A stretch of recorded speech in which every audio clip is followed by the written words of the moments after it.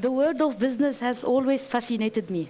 I had lots of passion and love while I was doing all my studies. Back to 2010, while I was preparing my first master's in microfinance, I had my first one-on-one contact with small business owners, also known by small entrepreneurs. I met a divorced lady with 5 children fighting for a spot in the market to feed her kids. I met a widow with 4 kids struggling to keep his family together after the sudden death of his wife. I met a young lady, the oldest among her siblings, trying her best to stand up on her feet to feed her family after the death of her father. I always wondered, how could they manage to make financial decisions under such situations? I always wondered, are they risk takers or risk conservative? Could they have otherwise decisions if they were at another situations? I wanted to know their key of motivation. I wanted to explore their set of interests. I wanted to detect their neuro changes. I want to detect their set of brain. One day, in 2012, my brother-in-law, who is a doctor, was talking about using neuroscience technology and techniques among finding treatments for addiction for addicts. So I asked, can it be a detection for other things, such in business? He told me to Google it. And that's what I did. And I found lots of research and studies done on stockbrokers dealing with huge amounts of money, detecting their financial decision-making.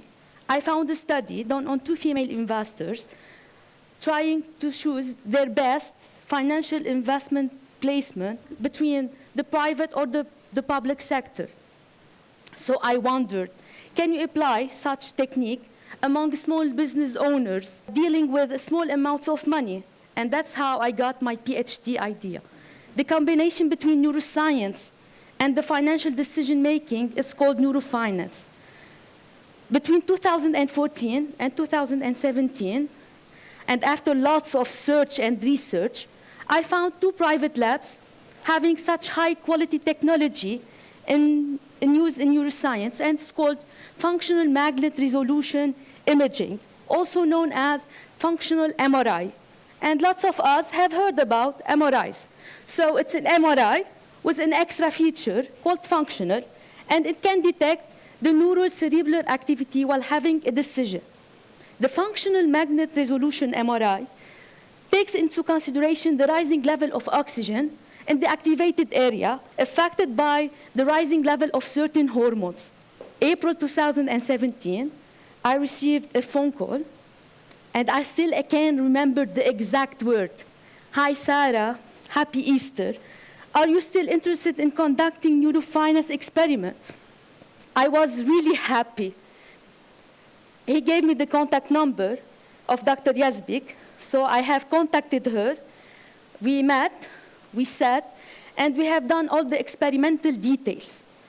June 2017, location, Hôtel Dieu de France, 2 male candidates, 1 scenario, 15 questions in total, all written in Arabic to facilitate the reading. Dr. Yazbek holds the cards for the candidates. I was behind the glass window recording all the answers, extending the right hand for a yes answer, 0 movement for a no answer. And after a few days, we have the results.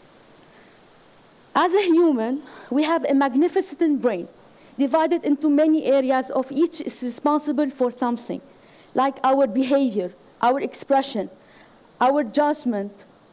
The frontal cortex is the area responsible for our social interaction, our joy, the excitement we feel. On the opposite side, near the stump of our brain, we have the insula area, near the amygdala, the zone responsible for all our conscious experience, the fear we face, the memories, the emotions.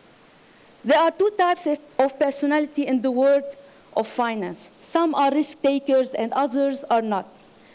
An entrepreneur with risk-taking have an activation in his nucleus accumbens, predicting the financial profits. On the other side, an entrepreneur with a risk-conservative avert have an activation in his insula, predicting the financial losses. So I wondered, What if an abusive injection of hormone can change the decision to make? I wondered, what if we can control the decision to be done by injecting a specific dose of hormones? Can we change the activated area? Can we switch the activated area? Can we control the decision to be done by an entrepreneur? Is that ethical? That opens the door for the ethical parts called neuroethics, a new door of science that needs to be examined to protect the free will of decision among entrepreneurs, among financial decision of entrepreneurs. Neuroscience is a vast discipline that needs to be examined, giving us a non-stop reason to seek knowledge on long-term studies that may affect human behavior. Thank you.